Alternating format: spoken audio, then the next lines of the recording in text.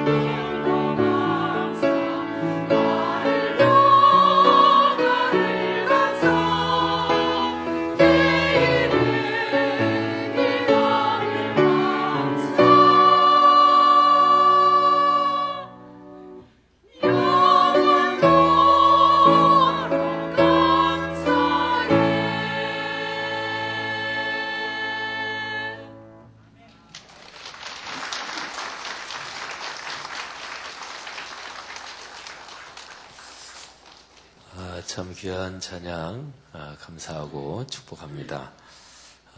그 찬양 가을에 부르면 진짜로 참 좋고 아주 멋진 찬양, 귀한 찬양인데 또 오늘 권사님들 그렇게 불러주시니 더 감사하고 더 은혜가 됐습니다. 또 솔로 하신 우리 권사님들 아주 참 잘 하셨습니다. 우리 지휘하신 우리 권사님 또 양 권사님 감사합니다. 요한복음 15장 말씀 보겠습니다. 요한복음 15장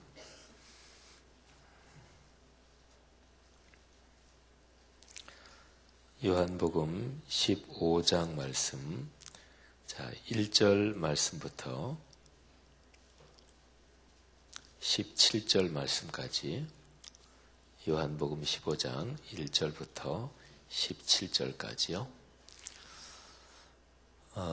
이 말씀을 저하고 여러분이 한 절씩 교독하겠습니다. 그런데 교독하시면서 하나님이 오늘 이 말씀 저에게 또 제 가정에 복으로 주옵소서.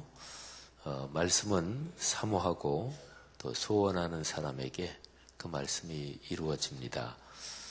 그리고 특별히 공예배 또 성도들의 모임 가운데 말씀을 봉독 또는 낭독, 교독 이렇게 말씀을 읽을 때 그때에 사모하는 마음을 가질 때 하나님께서 그 말씀을 그 사람의 삶에 역사하게 하십니다. 오늘 1절부터 17절까지 저하고 여러분이 교독하겠습니다. 나는 참 포도나무요 내 아버지는 농부라.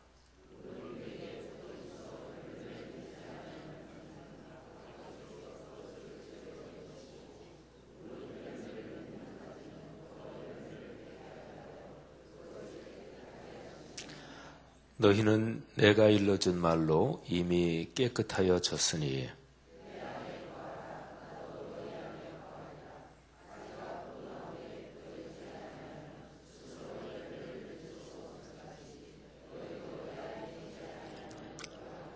나는 포도나무요 너희는 가지라.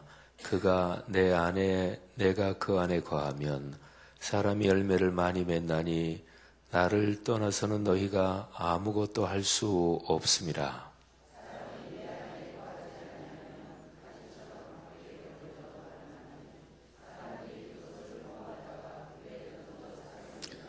너희가 내 안에 거하고 내 말이 너희 안에 거하면 무엇이든지 원하는 대로 구하라. 그리하면 이루리라.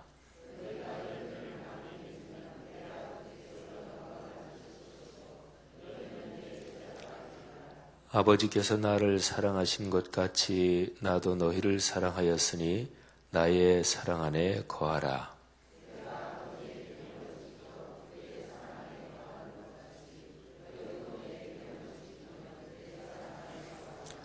내가 이것을 너희에게 이름은 내 기쁨이 너희 안에 있어 너희 기쁨을 충만하게 하려 함이라.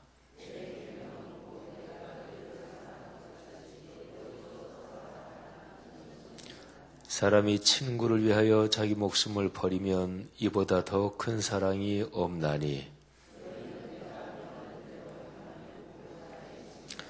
이제부터는 너희를 종이라 하지 아니하리니 종은 주인이 하는 것을 알지 못함이라.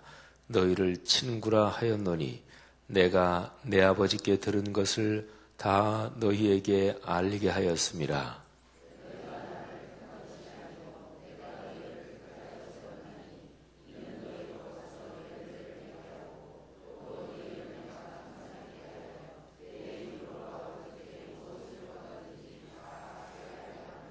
다 같이 17절 봉독하지요. 내가 이것을 너희에게 명함은 너희로 서로 사랑하게 하려 함이라. 아멘. 이 말씀이 11월 한 달 또 이 가을 내내 여러분의 가정 가문에 또 여러분의 삶에 이루어지기를 축복합니다. 충만하기를 축원합니다. 요한복음 15장 1절 이하에 나오는 나는 참 포도나무여 내 아버지는 농부다.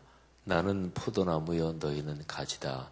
우리 그리스도인에게 굉장히 익숙한 말씀이죠. 그런데 이 포도나무에 대한 이야기, 거기에 대한 설명이 이제 7절 이하에 기록이 되어 있는 거예요.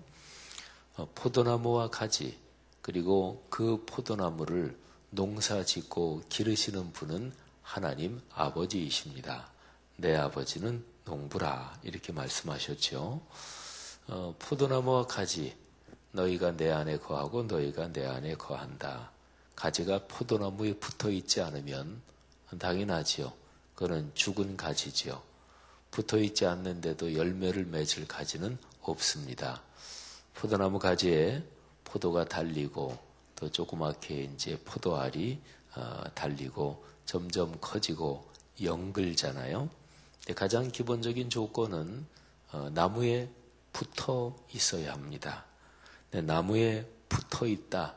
그럴 때는 이 포도나무하고 그 가지 이 두 개가 서로 식물의 생명 현상으로 연결되지요. 그럴 때는 포도나무 안에 있는 영양분, 수분 또는 생명의 기운, 그게 똑같이 포도나무 가지에도 연결이 되고 서로 흐르는 거죠.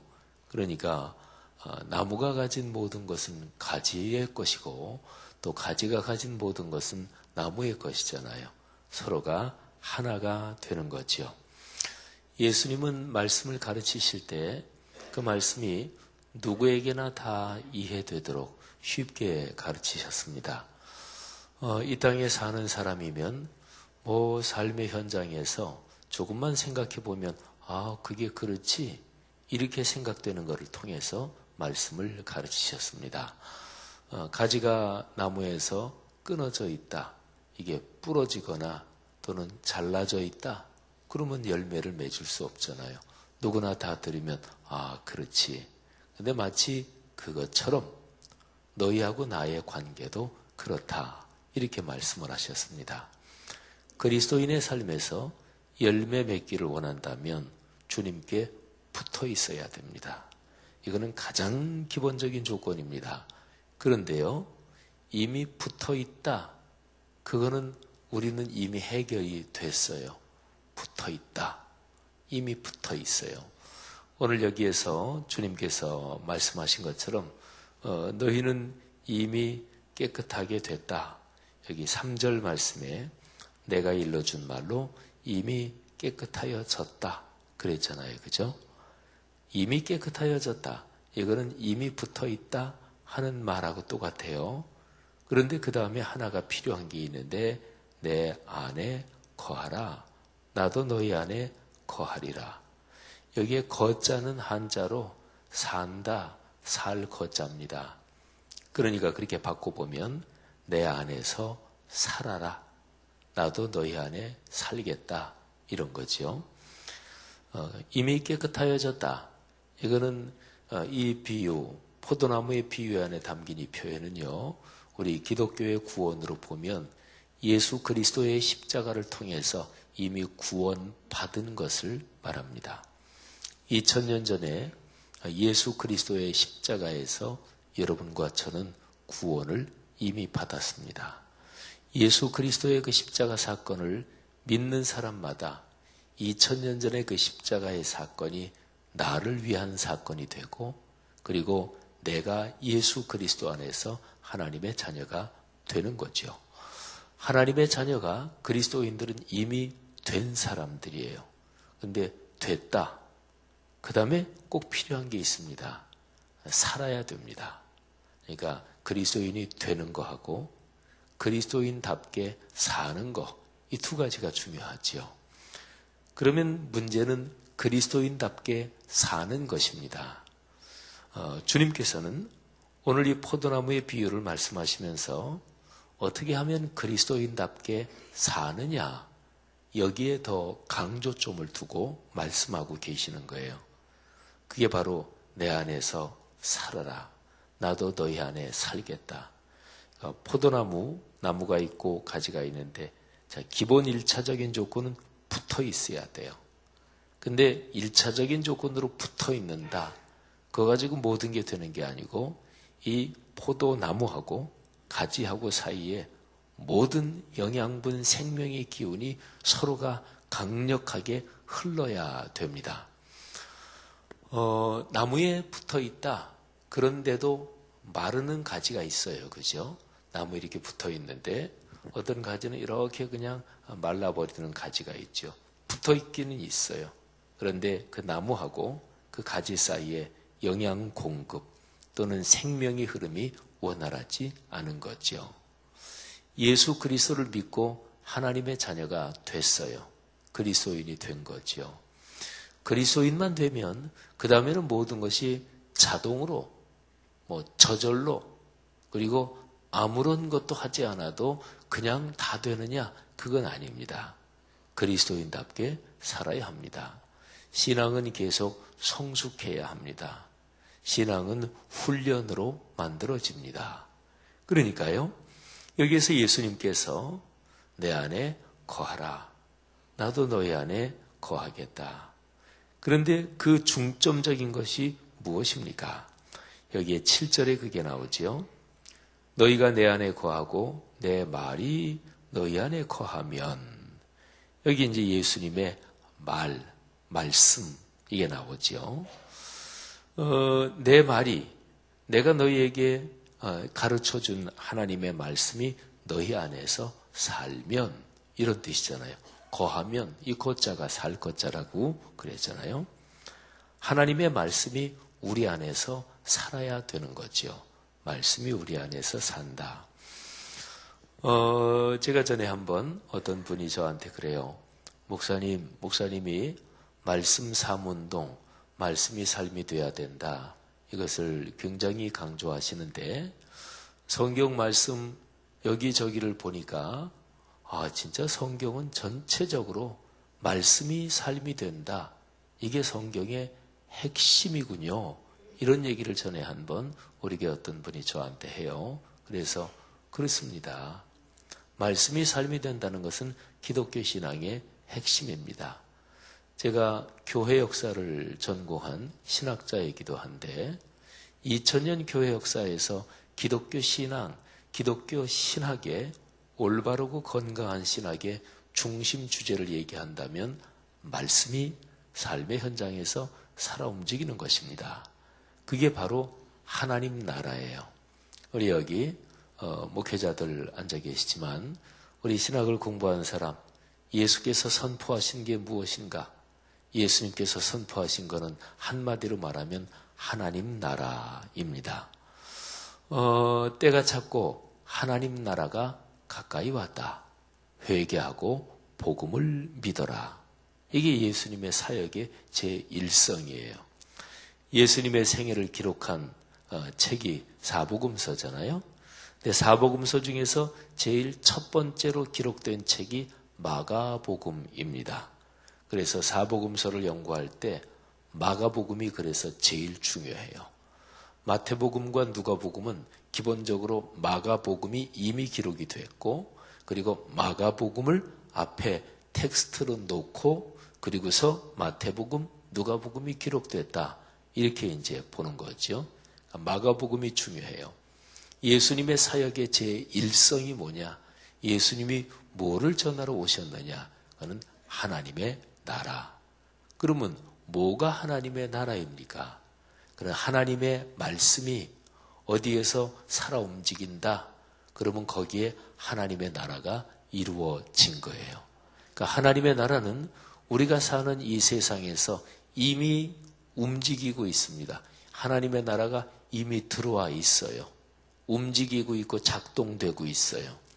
근데 그 하나님의 나라는 영적인 것이라서 누구나 다 보는 게 아니에요. 누구나 다 느끼고 누구나 다 체험하는 게 아니에요. 믿음을 가지고 말씀을 붙잡고 그래서 말씀이 그 사람의 삶에서 살아 움직이는 이런 사람은 하나님 나라를 체험하고 맛보고 이미 여기에서 천국이 너희 안에 있느니라 이렇게 되는 거죠. 그러니까요. 말씀이 삶이 된다. 이거는 기독교 신앙과 신학의 가장 심장과도 같은 그런 가르침인 거죠. 어쨌든 7절 말씀에 내 말이 너희 안에 거하면 내가 너희에게 가르쳐준 모든 말씀이 너희 안에 살면 이렇게 나오죠. 자, 그 다음에요. 여기 10절 말씀에 보면 이제 계명이라는 표현이 나오죠. 내 말, 주님의 말씀이 있죠. 말씀, 계명, 뭐 다 같은 거죠.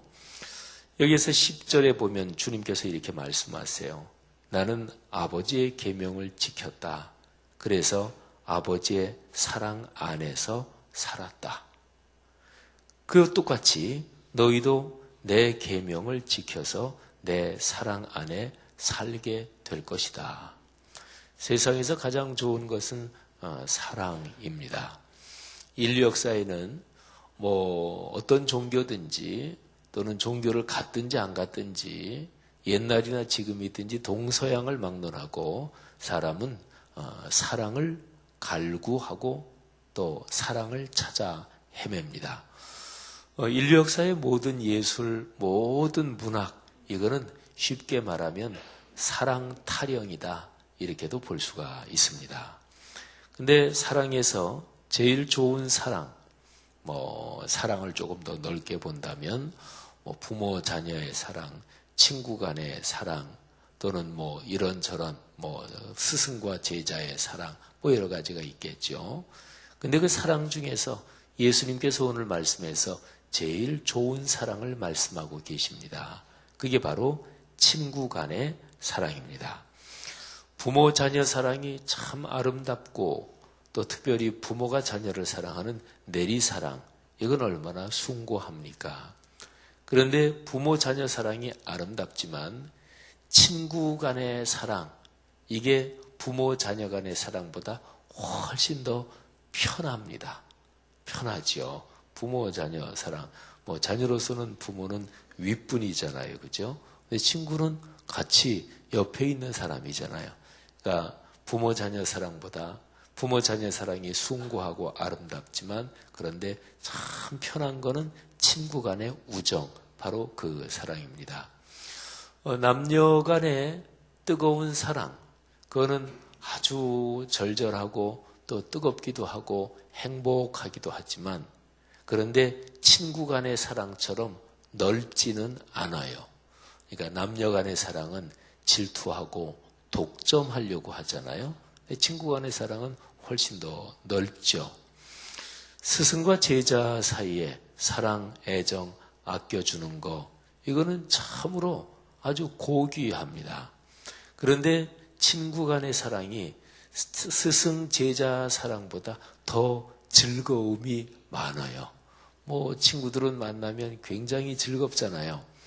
나이가 60, 70 또는 80이 됐어도 남자든 여자든 친구들끼리 만나면 옛날처럼 다 똑같습니다. 고등학교 친구는 딱 고등학교 수준으로 놀고 그리고 초등학교 친구는 딱 초등학교 수준으로 놀잖아요. 그러니까 친구 간, 여기는 참 즐거운 거죠. 오늘 예수님은 제자들에게 이렇게 말씀하십니다. 이제부터는 너희는 친구다. 내 친구다. 성경에서 하나님께서 직접 이 사람은 내가 무지무지하게 가깝다. 이 사람은 내가 진짜 참 사랑한다. 무지무지하게 나랑 가까운 사람이다. 이런 사람이 성경에 몇 사람이 있어요. 대표적인 사람을 두 사람만 얘기한다면 하나는 다윗인데요. 하나님께서 이렇게 말씀하셨어요. 내가 이새의 아들 다윗을 만나니 내 마음에 합한 사람이다. 그러니까 내 마음에 꼭 든다, 쏙 든다, 이런 표현이죠. 그런데 또 한 사람, 하나님께서 모세한테 이렇게 말씀하셨습니다. 이 모세는 내가 친구처럼 대했다. 내 친구다. 이렇게 말씀을 하셨어요. 그러니까 하나님께서 가장 친한, 가장 가까운 사람을 모세는 내 친구다. 이렇게 말씀하셨거든요. 근데 신약 성경에서 예수 그리스도께서 당신을 믿는 사람, 특히 여기 제자들한테 이제부터는 너희는 내 친구다. 이렇게 말씀하시는 거예요. 그런데 조건이 딱 하나가 있습니다. 예수 그리스도의 친구가 되기 위한 또는 친구로 살기 위한, 우리 친구 사이가 있어도 그 친구하고는 굉장히 사이가 좋았는데 어떨 때는 뭐 어떤 문제 때문에 싸우거나 또는 오해가 생겨서 친구 관계가 멀어지는 또는 서먹서먹해지는 이런 것도 있잖아요. 그죠? 그러니까 친구 관계도 그 우정이 계속해서 가꾸어지고 깊어져야 되는데 예수님이 우리를 너희는 이제부터 내 친구다. 근데 그 친구 관계가 아주 아름답고 행복하고 더 깊어지고 그러는 제일 중요한 조건이 있습니다. 내 계명을 지켜서 내 말씀 안에서 사는 것. 이렇게 주께서 말씀을 하신 거예요. 여러분 이렇게 보면 요한복음 15장 참 포도나무와 가지, 이 비유는 기독교 신앙을 설명해 주는 아주 깊은 가르침이에요. 갈라디아서 2장 20절을 우리가 많이 알지요. 내가 그리스도와 함께 십자가에 못 박혔나니 그런즉 이제는 내가 사는 것이 아니요 오직 내 안에 그리스도께서 사시는 것이라. 이제 내가 육체 가운데 사는 것은 나를 사랑하사 나를 위하여 자기 자신을 버리신 하나님의 아들을 믿는 믿음 안에서 사는 것이라. 아멘. 여러분 갈라디아서 2장 20절은 기독교 신앙에서 그리스도인이 신자가 하나님과 하나가 돼서 주님과 하나가 돼서 산다. 이거를 얘기하는 가장 깊은 말씀이에요. 굉장히 깊은 말씀이에요, 이게. 내가 사는데 내가 사는 게 아니다. 그리스도께서 내 안에서 나를 사시는 것이다. 내가 사는데 내가 사는 게 아니래요. 그리스도께서 나를 살아주신다. 굉장히 깊은 뜻이잖아요. 그죠? 근데 요한복음 15장 참 포도나무, 이 비유도 바로 그런 종류에 속해요. 그러니까 성경 66권에는 예수 그리스도가 오시기 전, 그게 구약이잖아요. 근데 예수 그리스도가 오시고 난 다음에 기록된 신약 성경, 이게 더 깊어요, 말하자면. 근데 신약 성경에 기록된 그리스도인의 삶, 신자의 삶 가운데서도 아주 더 깊이 있는, 그리고 깊은 깨달음을 통해서 그리스도인의 삶에 굉장히 오묘한, 신묘한 진리를 기록한 말씀들이 있습니다. 그 가장 대표적인 게 갈라디아서 2장 20절이에요. 그리스도께서 내 안에, 내가 그리스도 안에, 내가 사는 거지만 내 삶을 내가 사는 게 아니다. 그리스도께서 나를 사시는 것이다. 근데 요한복음 15장도 바로 그런 말씀이에요. 근데 그 핵심이 무엇이냐? 바로 말씀이 우리 안에서 살아 움직인다. 말씀이 우리를 사는 거예요. 그러니까 말씀이 삶이 되는 것입니다. 사랑하시는 여러분, 너무나 중요한 것은 바로 열매를 맺는다 하는 것입니다. 16절에 보면 내가 너희를 택하여 세웠다. 목적이 있대요. 너희의 삶에 열매가 많이 맺히게 하려고. 또 너희 열매가 항상 있게 하려고. 내 이름으로 하나님 아버지께 무엇을 구하든지 다 받게 하려고. 여러분 16절 너무너무 좋잖아요. 그리스도인들이 신앙생활하면서 간절히 바라는 게 16절 아닌가요? 그렇잖아요. 16절. 주님께 이제 신앙생활하면서 주님께서 우리의 삶에서 열매가 있게 하고, 또 우리가 하나님께 기도하는 제목 하나님께서 응답해 주시고. 성도 여러분, 오늘 여기 요한복음 15장에 나오는 이 귀한 말씀 여러분의 삶에 이루어지기를 축복합니다. 이 말씀을 붙잡아야 돼요. 모든 말씀은 그 말씀이 내 삶에서 이루어지는 게 진짜로 소원이라면 그 말씀을 붙잡아야 돼요. 믿음으로 붙잡고 성경 읽을 때 주님, 이 말씀이 내 삶에 복이 되는 줄 믿습니다. 이렇게 믿음으로 말씀을 봉독하고 말씀을 묵상해야 돼요. 그리고 선포되는 설교의 말씀을 들으면서 믿음으로 그 말씀을 붙잡아야 돼요. 아멘. 주님, 이 말씀이 내 삶에 이루어지기를 원합니다. 그때 성령께서 그 사람의 삶에 그 순간에 역사하시고, 또 그 말씀을 들은 게 그 사람의 머릿속에, 가슴속에 새겨져서 그 사람의 삶에서 작동하는 거죠. 11월 참 멋진 계절이잖아요.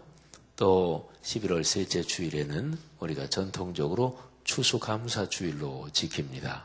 이 11월 아름다운 열매가 여러분의 삶에 넉넉하기를 축복합니다.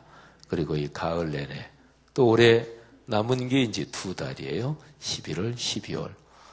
벌써 그렇게 됐어요. 그죠?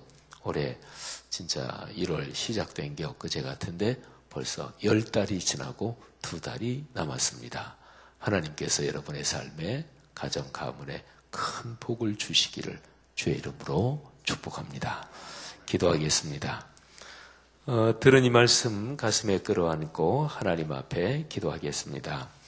하나님, 참 포도나무의 비유, 이 가르침처럼 이 말씀이 제 삶에서 그렇게 이루어지게 도와주옵소서. 또 아들과 딸, 손녀, 손자, 우리 가정 가문에 이루어지게 하옵소서. 내 직장 생활, 또 내 사업장, 또 이런저런 가게, 공장, 우리 성도분들이 경영하는 경제적인 활동에서 요한복음 15장 말씀이 이루어지게 하옵소서. 우리 수능과 또 취업생들을 위한 특별 새벽 기도회가 계속되고 있습니다. 하나님, 우리 아이들 또 우리 교회에 우리 자라는 다음 세대들 대학 입학을 위한 수능 시험, 각종 진학 또는 취업과 고시를 위한 그런 모든 시험에서 요한복음 15장 말씀이 이루어지게 하옵소서. 몸의 질병, 어려운 고통을 당하면서 기도하고 있는 성도들의 삶에서 요한복음 15장의 말씀이 이루어지게 하옵소서. 기도하다가 자유롭게 돌아가시고 안수기도 받으실 분들은 앞으로 나오시면 안수기도 해드리겠습니다. 다 같이 통성으로 기도하겠습니다. 하나님 아버지, 은혜를 감사합니다. 오늘 요한복음 15장의 말씀을 들었습니다. 이 말씀이 하나님의 거룩한 은혜로 우리의 삶에 이루어지게 하시고 작동되게 하시고 역사하시기를 주님 간절히 바라옵고